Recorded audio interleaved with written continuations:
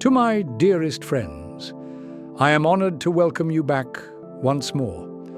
for another investigation into one of the most famous of regiments found throughout the vast armies of the Imperial Guard. If we were to crane our necks and peer up into the vast expanse of our galaxy, we would be met with the distant lights of untold billions of stars blazing out to illuminate a countless number of worlds, drifting as motes lost to the unfathomable abyss. If located in their system's Goldilocks zone, and if contained by a suitable atmosphere, then these planets may be seen of as habitable, meaning that they can harbor the great gift of life and potentially serve as a new home for the wayward souls of mankind. But for every habitable world, there will be a dozen that are far more dreadful than we could possibly imagine, and these have been given a name by the Imperium as the Death Worlds. These are planets which, for their own reasons, are so treacherous and so hostile to human life that it would be almost impossible for a human colonial effort to be successful in claiming the world for themselves. This could be down to the apocalyptic tectonic movements of the world, or of raging storms so strong that they flense the skins from your flesh, or simply due to the rabid terrestrial life forms which would maraud and decimate any settlement at the earliest sign of weakness. But humanity is nothing if not resilient,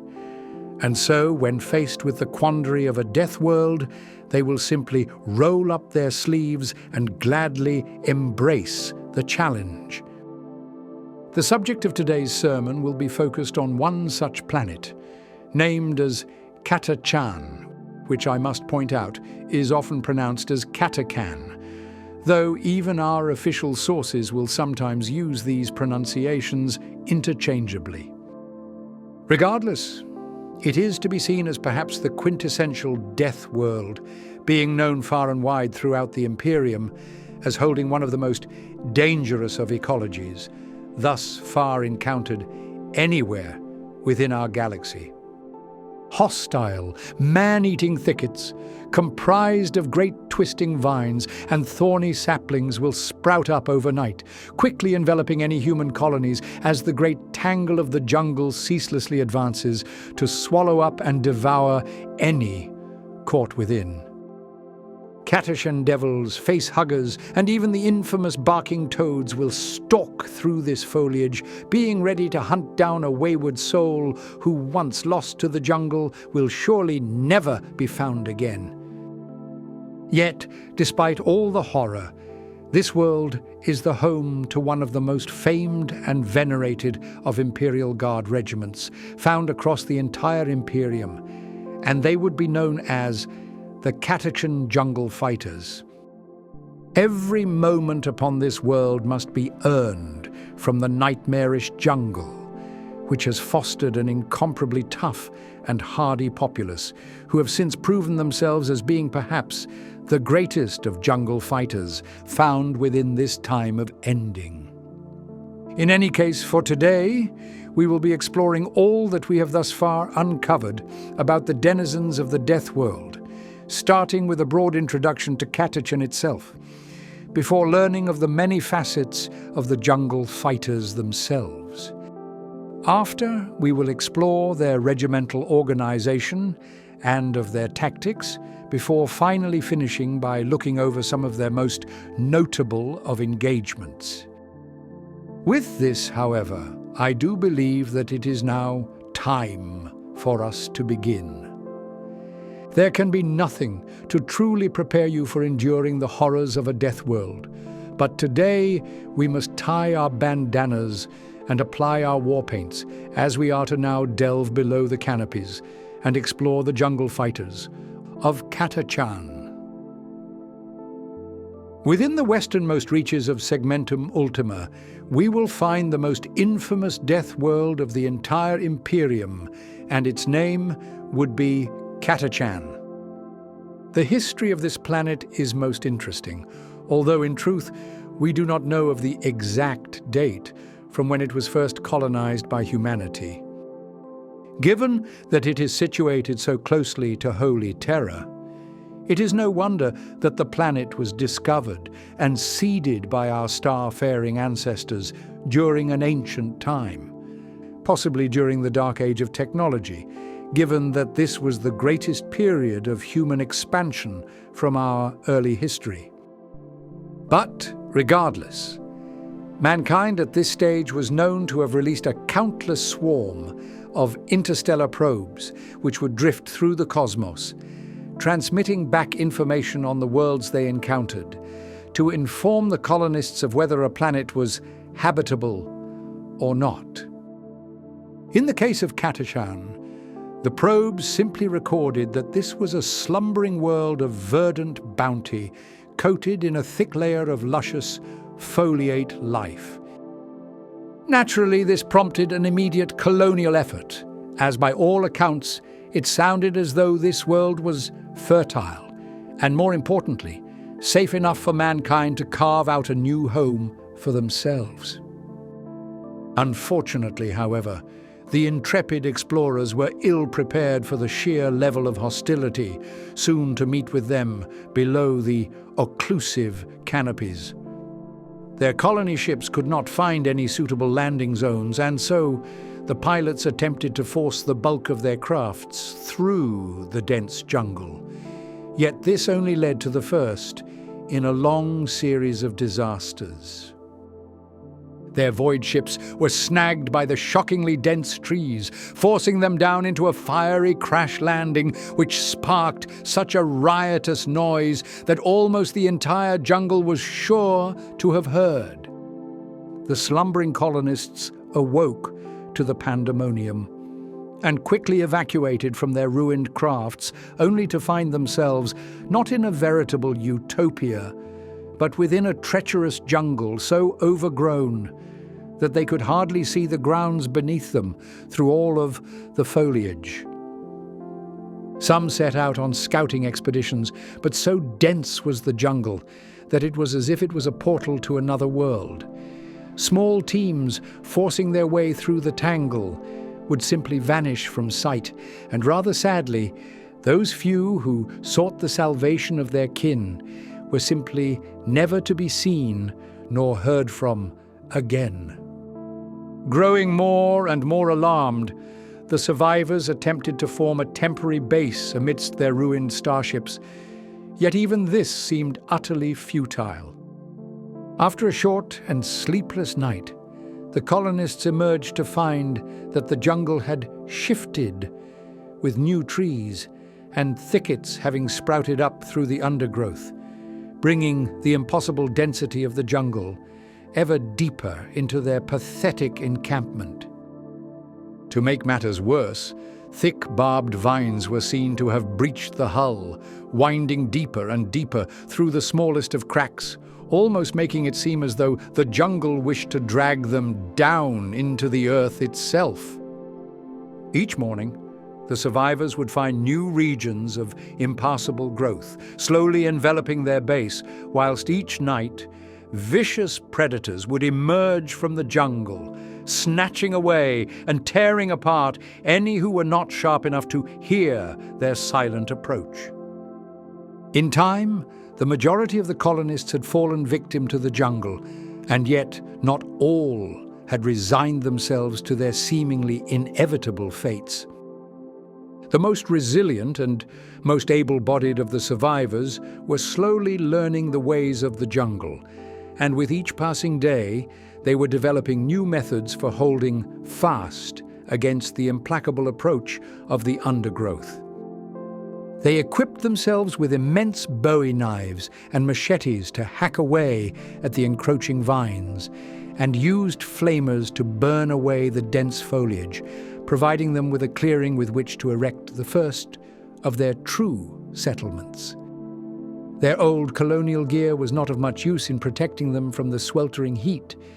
so it quickly became common for the survivors to wear simple garments, exposing their skin to the elements, which they so begrudgingly chose to embrace. Yet even after adapting to the jungle, the new denizens of Catachan were still faced with a constant battle for survival. The strangle vines, if left to grow for a scant few hours, would begin to contort, constricting around whatever they had ensnared, being so strong as that they could crush the ceramite foundations of a hastily prepared bunker. Similarly, if the lichens and mosses were not burned away each night, then they would proliferate and begin to secrete potent acids, dissolving away the human safe houses until there would be little left but a rapidly shrinking pile of stone and mud. The survivors, however,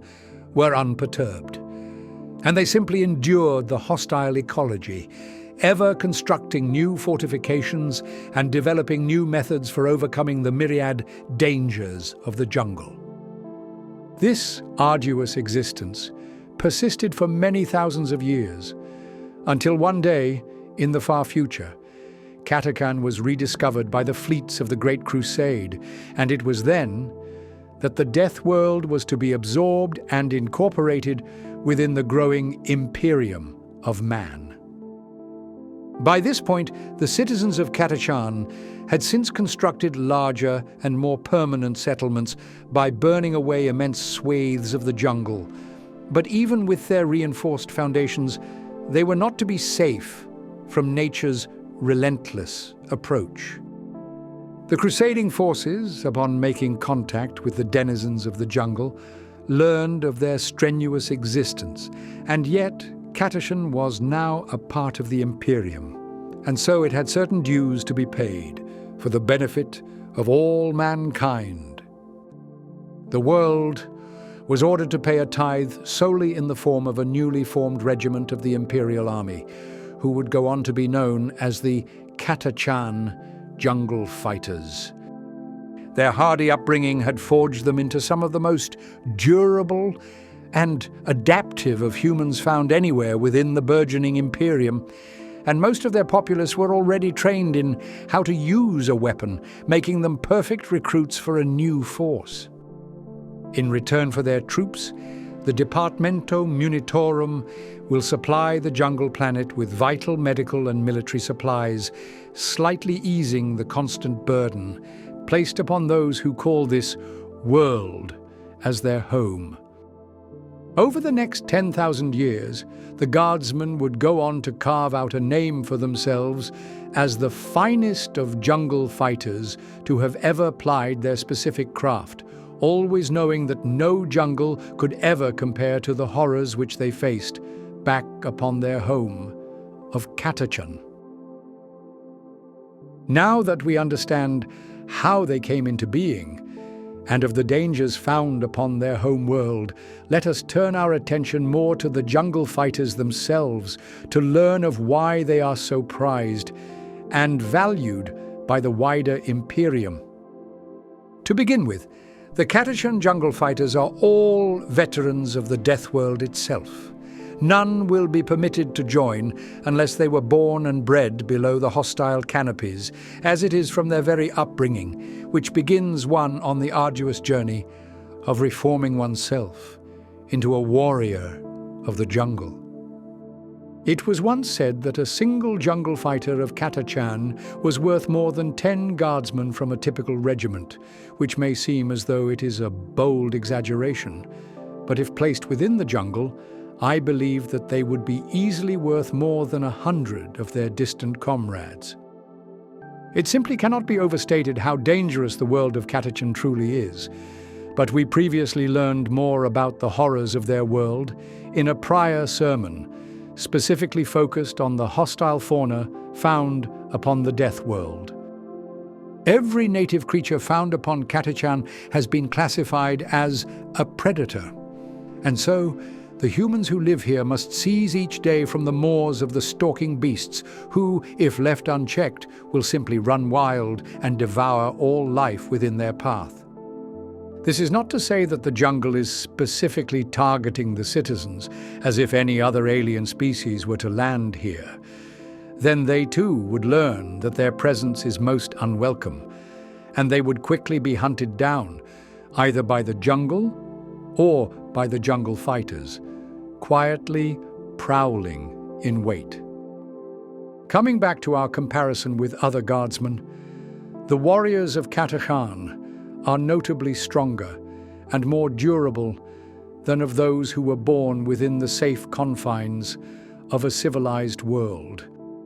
This is undoubtedly due to the fact that only the toughest of humans were able to survive their early colonial expedition, whose families were slowly molded over the long millennia by the uncaring harshness of their environ. In truth, many of the Death Worlders are so physically capable that they would make excellent aspirants to be recruited into the many chapters of the Space Marines.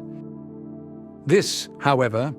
is seldom found to be the destiny of a man born upon Catachan. The Space Marines typically avoid the Death World, finding its hostility to be too great of a challenge to overcome, as their own fortresses would quickly be swallowed up and torn apart by the relentless approach of the jungle. The citizens of Catachan, however, simply do not care, as they instead find far more pride in joining and bolstering their own jungle fighter regiments over the idea of abandoning their home and heritage within the monasteries of the Marines. Interestingly, once a Death Worlder chooses to join with their local regiment, they often do not need as much training as an equivalent recruit found within a conventional Imperial regiment. Understandably, this is because their entire upbringing will have taken place within the hostile jungles, where they would need to quickly adapt and learn of how to survive from the moment they first learn to walk upon two legs. A typical recruit, perhaps sourced from an agri-world for example, would need to be rigorously trained in how to properly utilize a weapon, in how to fend off a hostile attack, and also simply to improve on their often inadequate physical abilities. A Death Worlder, however, will need no such training. From their youth, the citizens of Catachan will be given flamers for burning away the jungle, knives for hacking through the undergrowth, and las guns for picking off distant creatures, stalking them below the lightless canopies. It is inevitable for one to be attacked by a ravenous beast upon Catachan,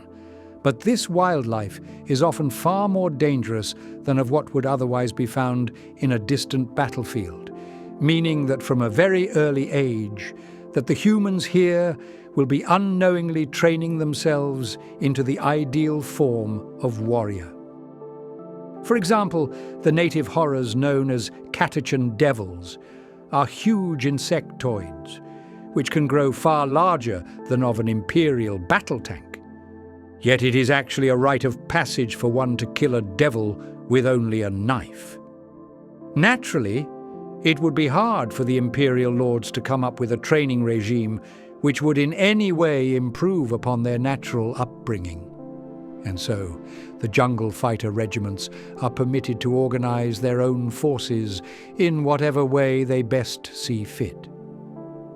The jungle fighters often eschew typical forms of Imperial apparel, preferring to go into battle with vests, combat fatigues, and little else. They are known to tie bandanas, often red in color, around their forehead, presumably to keep their sweat from running down into their eyes, which is probably a very common annoyance to be had when in the sweltering jungles. Most every jungle fighter will also sport a chest rig, sometimes improvised out of an old belt, which will be adorned with ammo packs, backup knives, and most importantly, grenades. Camouflage is nothing new to the Imperial Guard, but the Catachan jungle fighters will take it to a true extreme. For typical deployments, they will cover up their regimental or Imperial symbols with mud, so as to ensure that they do not catch any light and alert an enemy to their presence with their glinting. Further, if necessary, they will coat themselves in the same muds and soils of the grounds below them, so that they may crawl through the war zone, as if they were a part of the very jungles themselves. In all honesty, the jungle fighters would prefer to not receive any badges of honor for their duty, and so more commonly, the guardsmen will adorn themselves with tattoos, signifying their deeds and wartime experience. When it comes to war, an imperial commander who is faced with a campaign that may involve a jungle planet would be wise to call upon the natives of Catachan, who will be second to none in their ability to traverse the hellish tangle. Setting out in dispersed squads, they will understand how to best maneuver through the foliage and of where to lay the most effective traps that an unprepared soldier would be sure to walk through. Demolition charges attached to short-range detonators will often be found in the packs of the jungle fighters, who will dart out from the underbrush to lay several explosives within the treads of an enemy tank, before vanishing back and destroying the vehicle before their foes had a chance to realize what was happening. Any survivors will find themselves to be picked off by distant snipers perched within the canopies, while below, guardsmen sporting flamers and broad knives will emerge, being ready to mop up their adversaries in the glory of close quarters combat.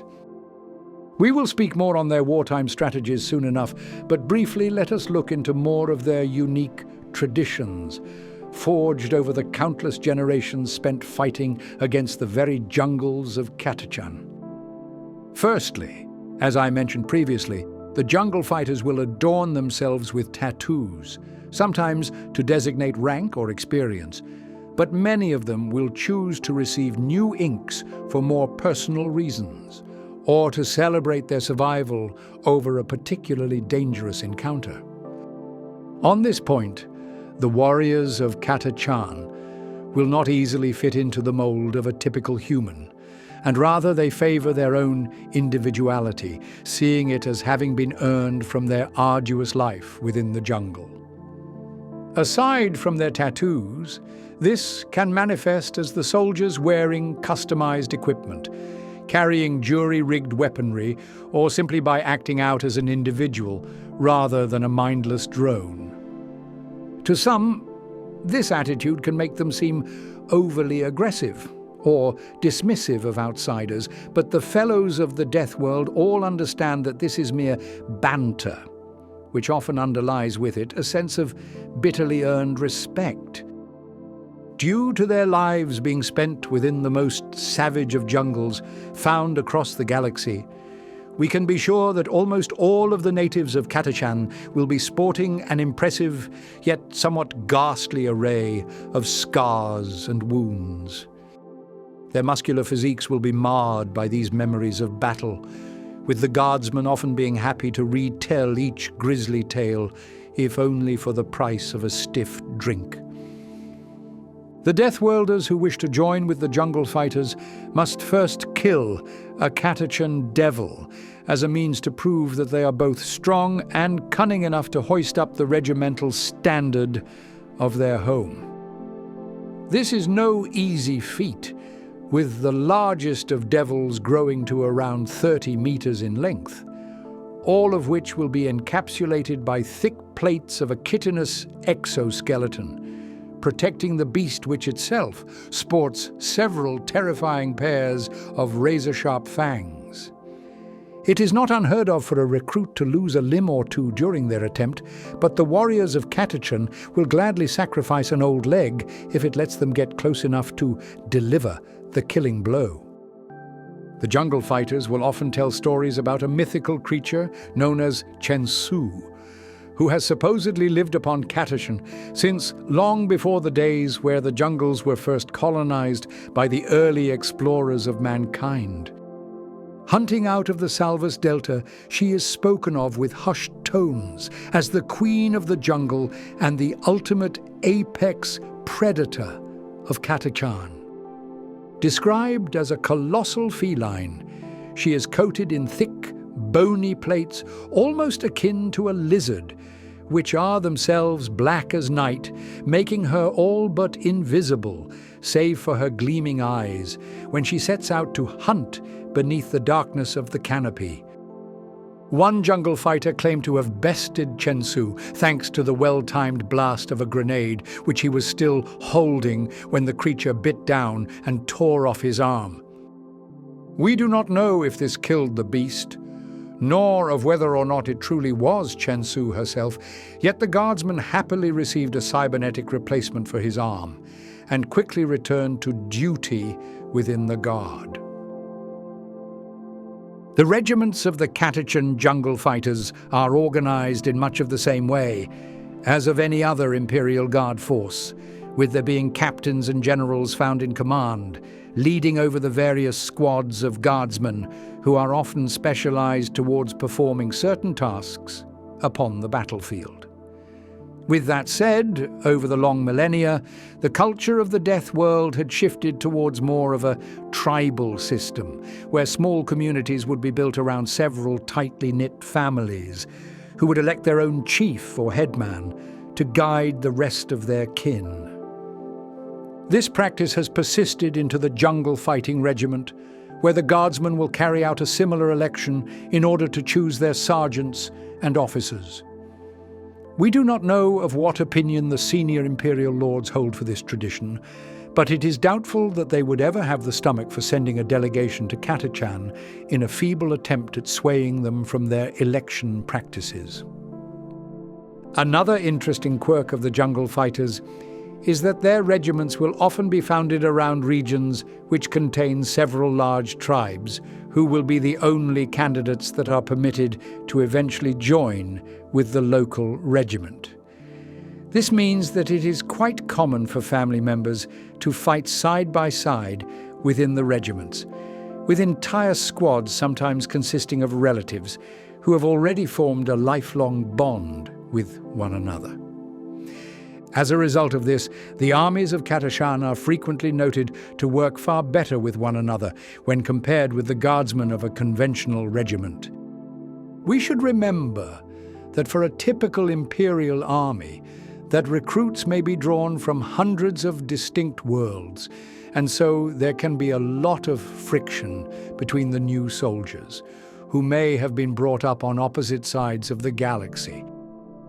Aside from being far more coordinated than their counterparts, the Catachan squads are also notably superior at adapting their tactics when faced with a deadly or changing obstacle. Their arduous upbringing upon the Death World will have prepared them for a life where nothing can be taken for granted, and where one must always keep their senses sharp, lest they fall victim to some unseen horror. But importantly, the recruits will have likely faced off against the ambush of prowling insectoids more times than they can count, or of the sudden realization that their home has been overrun with a swarm of noxious and poisonous flies. Situations such as this will have prepared them for the worst possible outcome when deployed out on a distant war zone, certainly far more than of a recruit sourced from a cardinal world, whose only hardships might be that their ecclesiastical processions sometimes make their feet feel a little sore. Because their squads are so tightly knit and dedicated towards fighting for each other,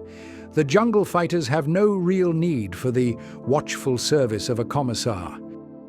The officers of the Scholar Progenium will usually attach themselves to a squad of guardsmen to ensure that they remain faithful and devoted to their missions, sometimes executing the cowardly so as to dissuade any others from retreating from battle.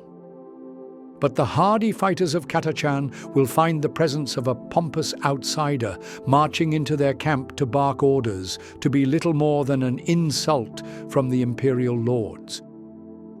They will pay no attention to the commissar, sometimes stealing and throwing their pristine equipment out into the jungle as a clear message that they are unwelcome and do not belong. In more extreme cases, if the commissar continues to harass the already loyal fighters, then the squad will come together and quietly dispatch the outsider before blaming their disappearance on the ceaseless advance of the careless jungle. In terms of specialized units, The battle-tested veterans of a dozen campaigns will sometimes come together to form Catachan Devil Squads. Named after the fearsome beasts of their world, these are the most accomplished of jungle fighters who require naught in the way of support to achieve their goals. Typically, they will be deployed deep behind enemy lines for protracted operations based around subterfuge and sabotage so as to heavily disrupt, if not outright destroy, the entirety of the adversarial army. Perhaps the most famous Catachan devil would be of the legendary figure named as Sly Marbo. The fellow jungle fighters will speak of him as though he were a myth, boldly claiming that he has taken on entire enemy forces by himself, stating that he is, in fact, a one-man army. The veteran guardsmen of Catachan will also form squads of Deathworld assault teams, who can be equated to the aforementioned devils, though they are far more gung-ho and aggressive in their style. They will prefer to take up a wide assortment of short-ranged weaponry, including melter-guns or flamers, before pocketing a healthy collection of grenades and diving directly towards the front lines to find the areas where the fighting is at its thickest. If a guardsman shows themselves to be a truly exceptional marksman, then they will be hand-chosen to serve within the veteran sniper squads of the regiment. The snipers will need to exemplify two things, one of which is obviously their impressive accuracy with a rifle, but the second is that they will need to be able to effortlessly navigate any harsh environment, purely so as to find the best sniping positions within a battlefield. More so than their Deathworld compatriots, they will be expected to quickly and quietly scale tall trees and to set up a concealed sniper's nest within the high branches, all the while avoiding any poisonous barbs or hostile animal life which had already claimed the tree as their home. Interestingly, the Catachan jungle fighters are well known for their utilization of ogrins within their armies. For those who do not yet know, ogrins are enormous abhumans, meaning that they are mutants whose existence has been sanctioned by the Imperial Lords, though they must now spend their lives entirely in the servitude of the Imperium. Standing at around 3 meters in height and weighing in at an impressive 1 ton, they are primarily utilized as shock troops, mainly because they are bereft of anything beyond a rudimentary form of intelligence. As a side note, because the Catachan jungle fighters are so physically large themselves, some of the wider Imperials have started to refer to the regimental forces with the nickname of the baby ogrins. Though they are more of an infantry-focused army, the jungle fighting regiments will still utilize a wide range of vehicles, but they will typically favor light tanks and highly mobile walkers. Chimeras and hellhounds will be stripped down, sometimes revealing their crew compartment, which will then be covered by a camouflaged netting, mainly because the jungles of Catachan are so swelteringly hot that to step inside of a sealed tank will be akin to a death sentence. The Catachan pattern of Sentinel Walker has been specifically designed for the forces of the Deathworld, being equipped with a huge chainsaw for slicing through the tangled jungle, and of a heavy flamer for burning away those who would dare to hide within.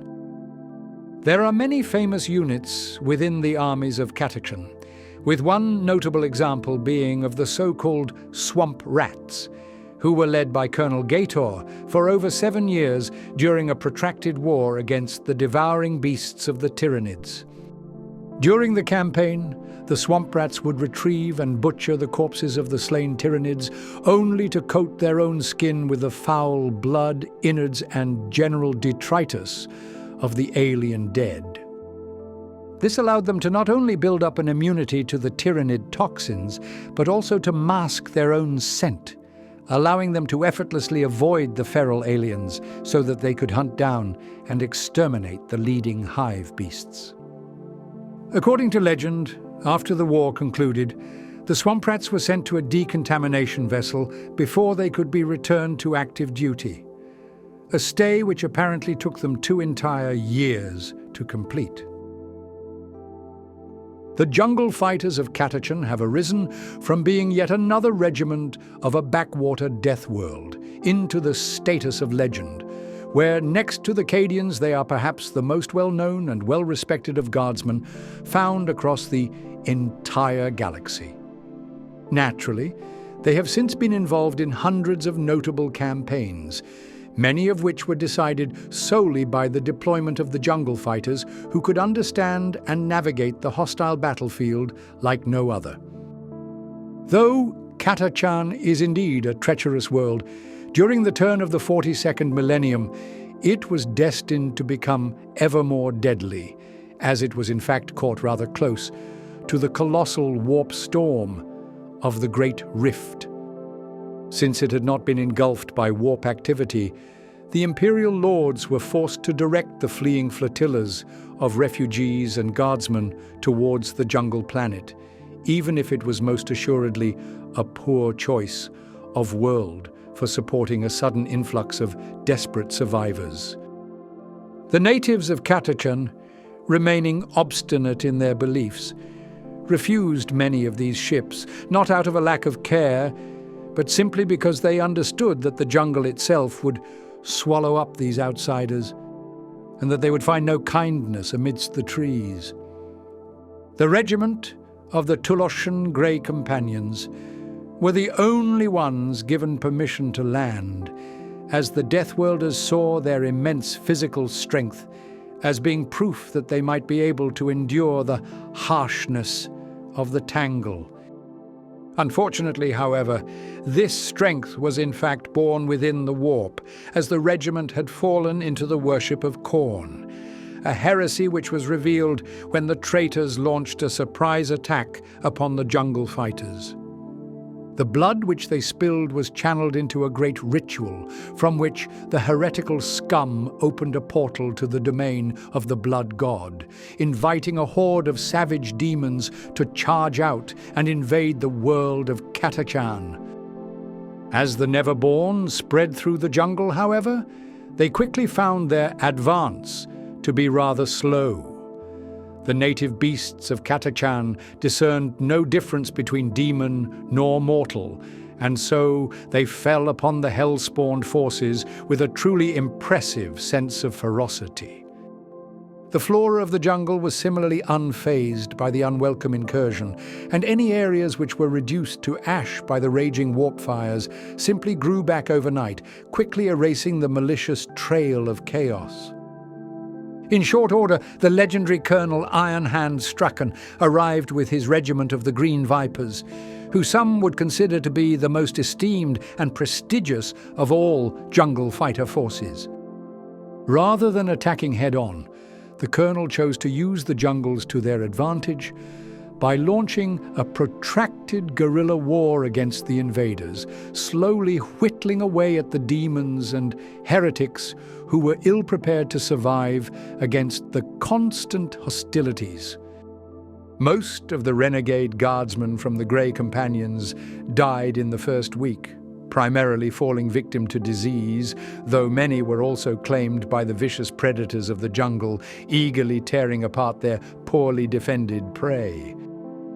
The demons, however, were strengthened by the ongoing slaughter, so much so that they channeled the blood of the fallen to produce a sanguine monsoon, flooding the jungles in a rising tide of crimson gore. This did very little to dissuade the veteran jungle fighters, some of whom simply laughed and recalled having experienced similar meteorological events before strapping up their boots and advancing deeper into the grisly tangle. Over the following months, the demonic invaders were slowly yet steadily hunted down to the last, with their packs falling victim to the combined attacks from the rabid predatory beasts and from the dogged forces of the jungle fighters. When the revived Primarch Guilliman reached Catachan with his Indomitus fleet, he curiously found that it was perhaps the only world which had managed to withstand and recover from the chaotic invasions of the Rift. This was a truly impressive feat indeed, but for the jungle fighters, they simply shrugged, calling it as yet another day lived in the shadow of the jungle. In more recent years, during the galaxy-spanning event of the Psychic Awakening, Catachan was caught within the warpath of a famous pirate captain of the Orcs, known as Badruk, who was barreling through the stars at the head of a crude yet deadly armada. Strangely, later sources revealed that the freebooter boss was actually leading his forces in the bloody wake of a wounded void whale, which itself was around 10 times as large as of the Orky flagship. As it drifted, the whale left a dark trail of blood and viscera through the abyss, which the Orcs found great pleasure in splashing their crafts within, sometimes making it appear as though they were surfing on a cosmic wave of blood. But in any case, the wounded whale appeared to be making course for Catachan, though as of today, neither the Leviathan nor of its hitchhiking Orc armada appears to have reached the Deathworld. But only time will tell to see if the Orcs can survive within the deadly jungles once they finally arrive. The jungle fighters were commonly summoned to fight within the tyrannic wars, since the intergalactic beasts were considered by some xenologists as being rather similar to the native fauna found upon Catachan. During one such battle against the foul creatures, a gunnery sergeant, named as Harker,